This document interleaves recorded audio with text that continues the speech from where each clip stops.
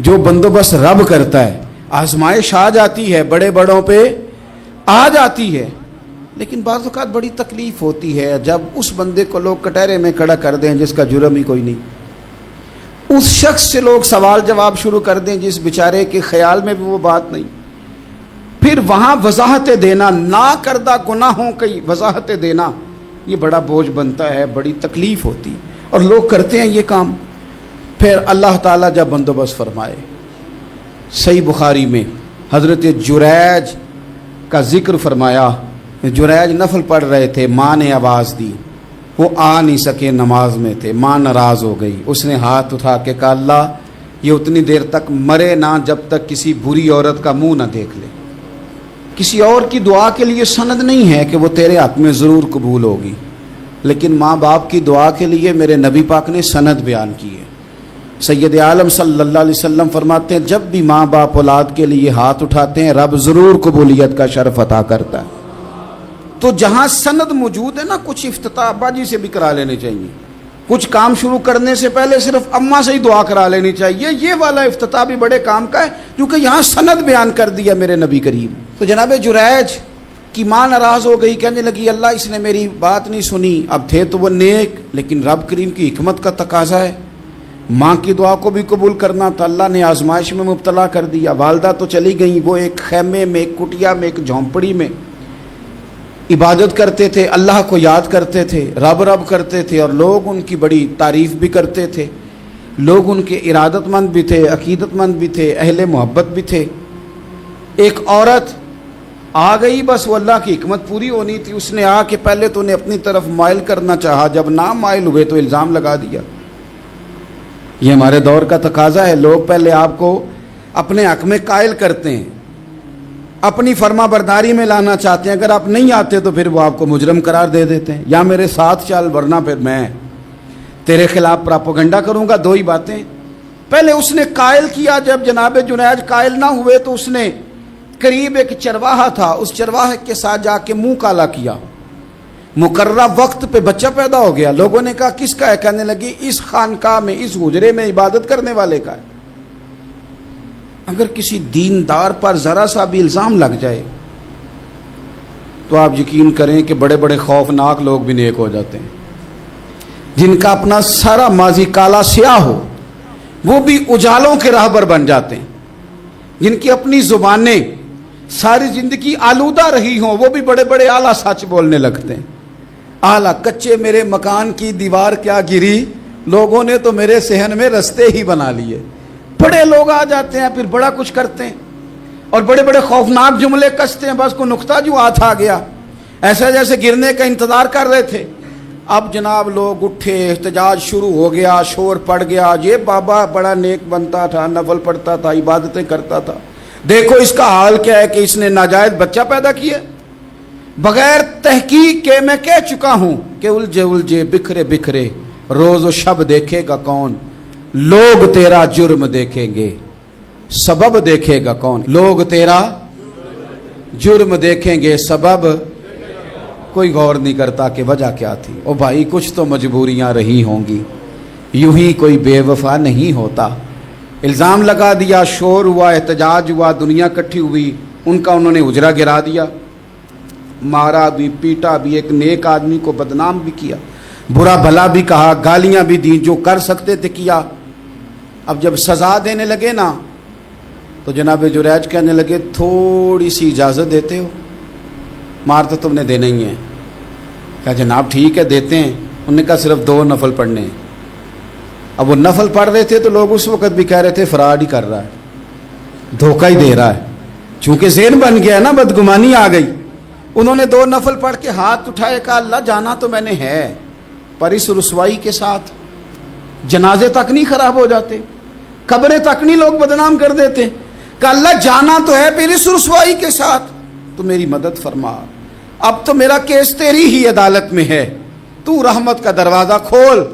ہاتھ اٹھائے, دعا مانگی, نفل پڑھے, پورے مجمع پہ نظر دوڑائی, کوئی نہیں تھا سپورٹ کرنے والا. کل تک جو کہتے تھے نا تیرے لیے جیئیں گے, تیرے لیے مریں گے, ساری عمر ہی آٹا گدا ہے. لکھاں کیتے نہیں پیڑے, اب وقت آیا ہی تے محمد بخشا کوئی نہیں ہو بیٹھا نیڑے، ایک بندہ بھی نہیں تھا، ووٹر سپورٹر ساتھ دینے والا کوئی نہیں تھا. تو جناب جنید بچے کی طرف اشارہ کر کے کہنے لگے کوئی نہیں بول رہا، تو ہی بول کے بتا دے تیرا باپ کون ہے، تو ہی بول کے بتا دے کون ہے. اللہ اکبر. میرا رب جب چاہے تو بچے بولتے ہیں، رب چاہے تو گونگے بولتے ہیں، رب جب چاہے تو پھر پتھر بھی بولتے ہیں. جب کہا نا تو ہی بتا تو بچہ بولا اور بول کے کہنے لگا میرا باپ جریج نہیں، میرا تو وہ ہے جو بکریاں چرانے والا ہے، وہ میرا باپ. جب رب کریم نے توفیق دی تو بچہ بول پڑا. جب رب بندوبست کرتا ہے کسی کی عزت کی حفاظت کا تو پھر کوئی اسے رسوا کر سکتا. یاد رکھنا جب رب محافظ ہو تو پھر لوگوں کا پراپوگنڈا وہاں کچھ کر سکتا. لوگ کئی دفعہ بڑا گہرا جال بنتے ہیں، سازش کا رنگ بڑا گہرا ہوتا ہے، عام سادے آدمی اس کو سمجھ نہیں پاتے، اس پراپوگنڈے کا حصہ ہو جاتے ہیں، انہیں پتہ ہی نہیں چلتا یہ بات دراصل کیا کی جا رہی ہے.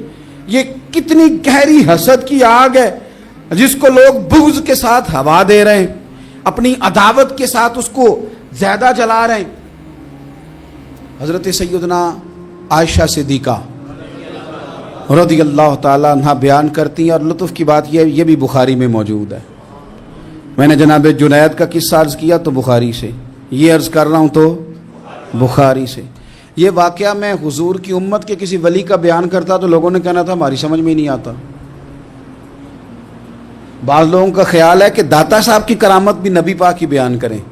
او خدا کے بندوں کو خیال کرو، داتا صاحب تو کئی سو سال بعد آئے ہیں، وہاں اگر کوئی کرامت ہوگی تو حضور بیان کریں گے. اگر نبی کریم نے پچھلے بنی اسرائیل کے ولیوں کی کرامتیں بیان کر کے تمہیں بتائی ہیں تو اس کا معنی یہ ہے کہ اگر وہاں اللہ یہ شان عطا کر سکتا ہے تو تم تو امتوں کی سردار امت ہو، ان پر تو نیرا فضل ہے، تم پر تو رب کا فضل کبیر ہے. تو بس لوگ سمجھنے کو تیار نہیں، پچھلوں کی مان لیتے ہیں. جناب آصف بن برخیہ کی کرامت جو سورہ نمل میں آئی وہ تو مانیں گے، پر غوث پاک کی کرامت یہ پتہ نہیں عجیب فلسفہ ہے، اور کس طرح کا فلسفہ ہے یہ سمجھ سے بالاتر ہے کہ بنی اسرائیل کا کوئی ولی ہو تو اس کی کرامت ہو سکتی ہے اور نبی پاک کی امت کا ہو تو اس کی ہو ہی نہیں سکتی. کیا معنی ہے اس بات کا؟ اور لوگ ہیں کہ داد و تحسین دے رہے ہیں، واہ واہ کر رہے ہیں. اللہ تعالیٰ سمجھنے کی توفیق عطا فرمائے.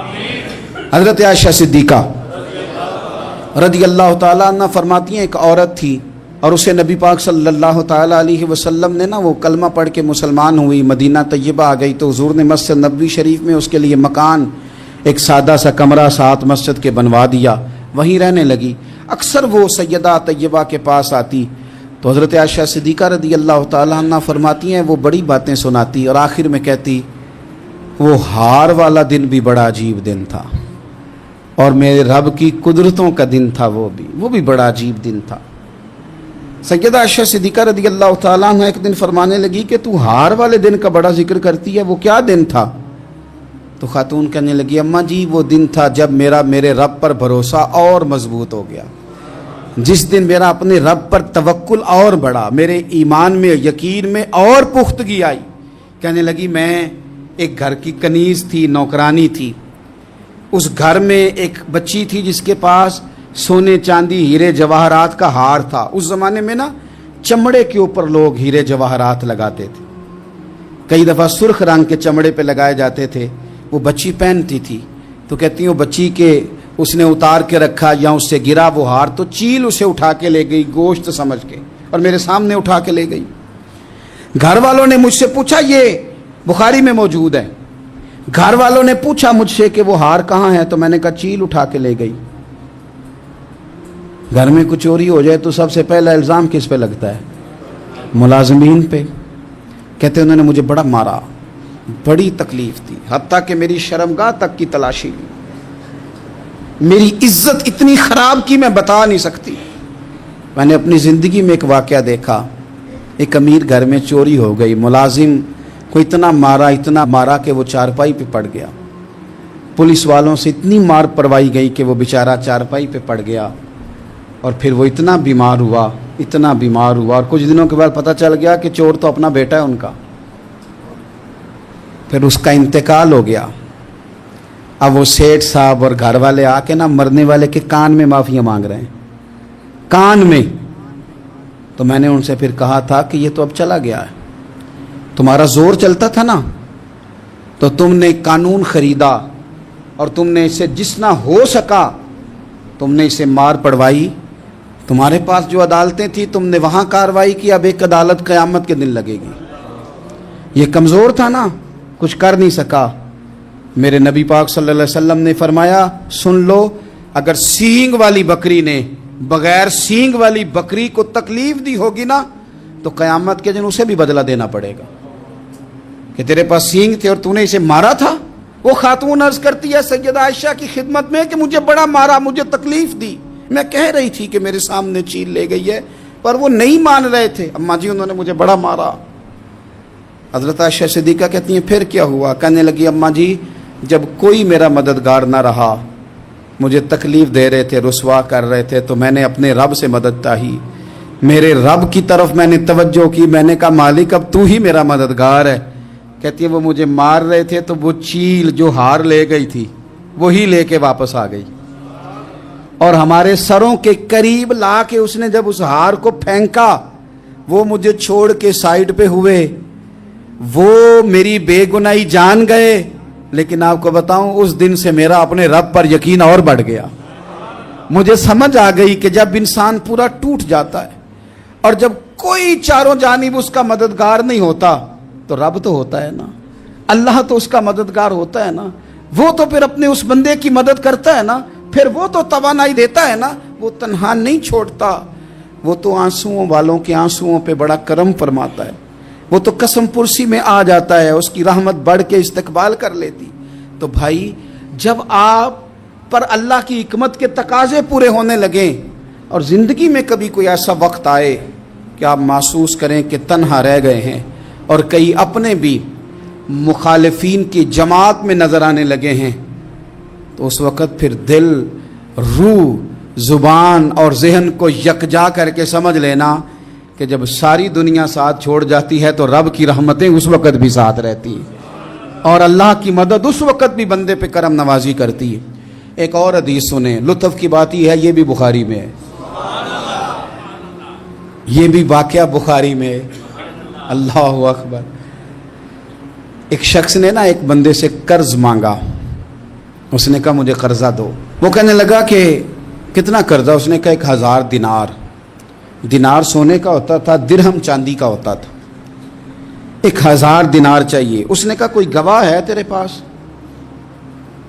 غریب کا گواہ بھی کوئی نہیں بنتا، کبھی الجھ جائے نا کوئی بندہ تو کئی اپنے بھی کہہ دیتے ہیں کہ ہم اس کے قول فعل کے ذمہ دار نہیں ہیں۔ ایک غریب آدمی کو قرض کی ضرورت پڑ گئی، 1000 دینار چاہیے۔ میں کہہ چکا ہوں کہ درہم چاندی کا ہوتا تھا، دینار سونے کا، اب 1000 دینار لینا ہے۔ تو جس بندے سے اس نے کہا، اگرچہ وہ نیک بندہ تھا، اس نے کہا یار 1000 دینار دے دو، تو کہنے لگا کوئی گواہ ہے تیرے پاس؟ وہ کہنے لگا غریبوں کا گواہ کون ہوتا ہے؟ ہاں ایک گواہ ہے۔ کہا کون؟ کہا میرا رب، وہ تیرے اور میرے بیچ گواہ ہے۔ اس نے کہا کوئی کفیل، اگر تو پیسے نہ دے سکے تو وہ بعد میں دے دے، یا تجھے کچھ ہو جائے تو وہ دے دے۔ اس نے کہا کفیل بھی میرا اللہ ہی ہے، میرے پاس اگر ہے تو رب کریم کا نام ہے، اگر اعتماد کر سکتا ہے تو کر لے۔ بندہ نیک تھا، اس نے کہا رب کے نام پہ، رب کی کفالت پہ، اللہ کو گواہ بنا کے میں تیار ہوں تجھے 1000 دینے کو۔ اس نے 1000 دینار دے دیا، وقت واپسی کا طے ہو گیا، وہ چلا گیا پیسے لے کے۔ اس نے پوری محنت کی کہ میں نے وقت پہ پیسے لوٹانے، پوری محنت بھی کر لی، اللہ نے مدد بھی کر دی، پیسے بھی اس تاریخ کو اسے مل گئے۔ بعض لوگوں کا تو لوٹانے کا دل ہی نہیں نہ ہوتا۔ فرمایا حدیث پاک میں کہ تو لوٹانے کا ارادہ کر، رب تیری مدد بھی فرمائے گا۔ لیکن یہاں بہت سارے لوگ کہتے ہیں خیر ہے، ارادہ ہی نہیں، تو پھر جس طرح کا بندے کا گمان ہو رب بھی اسی طرح کا معاملہ فرماتا ہے۔ اس نے پیسے جمع بھی کر لیے اور واپس دینے کو تیار بھی ہو گیا، لیکن رستہ بحری جہاز کا تھا، کشتی کا تھا، دریا کے رستے واپس آنا تھا۔ اب وہ جب آ گیا دریا کے کنارے تو بڑی کوشش کی، پر وہاں اسے کوئی کشتی نہیں ملی۔ وقت پہ پیسے لوٹانے ہیں، سفر کرنا ہے، اب سواری میسر نہیں ہے۔ سوچ سوچ کے پریشان تھا کہ میں نے تو اللہ کے نام پہ لیے۔ اچانک دل میں ایک تجویز آئی، اس نے ایک لکڑی لی، لکڑی کو اندر سے کھولا، 1000 دینار اس میں بھرا۔ بخاری پڑھ رہا ہوں۔ اور ساتھ ایک خط بھی لکھا کہ یار میں پیسے پہنچانا چاہتا تھا پر مجھے کوئی چیز نہیں ملی دریا کے اس پار آنے، اللہ کے نام پر تیری طرف روانہ کر رہا ہوں۔ اور یہ کہہ کہ وہ لکڑی دریا میں رکھ دی، وہ لکڑی ڈوب گئی ہے، واپس آ گیا۔ وہ جس نے پیسے لینے تھے وہ عین مقررہ وقت پر دریا کنارے آیا، صبح سے سر شام تک اس نے انتظار کیا۔ دل ڈھلنے لگا تو دل میں خیال آ گیا کہ یار نہیں، اس نے دینے ہی نہیں، جھوٹا وعدہ کر گیا، پہنچا ہی نہیں وقت پہ۔ اب جب واپس لوٹنے لگا تو اچانک دریا میں ایک لکڑی تیرتی ہوئی دکھائی دی، کہنے لگا لے جاتا ہوں، شام کو روٹیاں پکانے کے کام آئے گی، ایندھن بنا کے جلا لوں گا، ہنڈیا پک جائے گی۔ لکڑی اٹھا کے جلانے کے لیے گھر لایا، گمان تھا کہ وہ نہیں آیا وعدہ کر کے، اللہ کو کفیل اور وکیل بنا کے اور گواہ بنا کے پھر بھی نہیں آیا۔ لکڑی لے کے گھر گیا، بخاری ہے، اور جب اس کو چیرا نہ کہ میں اس کی آگ جلاؤں گا، کھولا تو اندر سے 1000 دینار بھی نکل آیا، خط بھی نکل آیا۔ اب ذرا سمجھنا، اس کے دل میں بات کس نے ڈالی کہ تو لکڑی میں پیسے ڈال دے؟ اللہ نے۔ اس بندے کو مقررہ وقت پہ کنارے بھیجا کس نے؟ لکڑی صرف اسی کے ہاتھ آئی تو یہ بندوبست کیا کس نے؟ اللہ نے۔ گھر جا کے چیری تو پیسے بحفاظت اس تک پہنچائے کس نے؟ تو پھر ہمیں بھی توجہ اللہ کی جانب ہی کرنی چاہیے، ہمارے پہ دل کی توجہ رب کی طرف ہی ہونی چاہیے نا، ہمیں ادھر ادھر جانے کی، دیکھنے کی، بندوں پر غور کرنے کی ضرورت کیا ہے؟ وہ پیسے پہنچ گئے، یہ وہاں اپنی جگہ پہ پریشان تھا، اس نے 1000 دینار اور جمع کیا۔ پھر دوبارہ ایک دن دریا کنارے آیا، کشتی مل گئی، بیٹھ کے اپنے اس بھائی کے پاس آیا، کہنے لگا دیکھنا مجھ پر بدگمان نہ ہونا، پیسے اس تاریخ کو بھی جمع کر لیے تھے، دریا پہ آیا تھا پر کشتی نہیں ملی تھی، پھر میں نے نا لکڑی میں ڈال کے خط ڈال کے تیری طرف بھیج بھی دیے تھے، لیکن آج میں پھر لے کے آ گیا ہوں۔ وہ کہنے لگا خوش ہو جا، جس رب کو تو نے میرا اور اپنا گواہ بنایا تھا اس رب نے میرے تک پہنچا بھی دیے ہیں۔ جب لوگ اللہ کو گواہ بناتے ہیں، رب کی جانب اپنی توجہ کرتے ہیں، اپنی چاہتوں، خواہشات اور اپنی ساری چٹھیاں اپنے رب کریم کی رحمت کی طرف روانہ کرتے ہیں، پھر اللہ اپنے بندوں کو مایوس نہیں کرتا، اللہ اپنے بندوں کو نواز دیتا ہے، اللہ تبارک و تعالیٰ اپنے بندوں پہ کرم نوازی کرتا۔ او سنگیو، ساری امیدیں سیٹھوں، نوابوں، دنیا داروں سے کیوں وابستہ کرتے ہو؟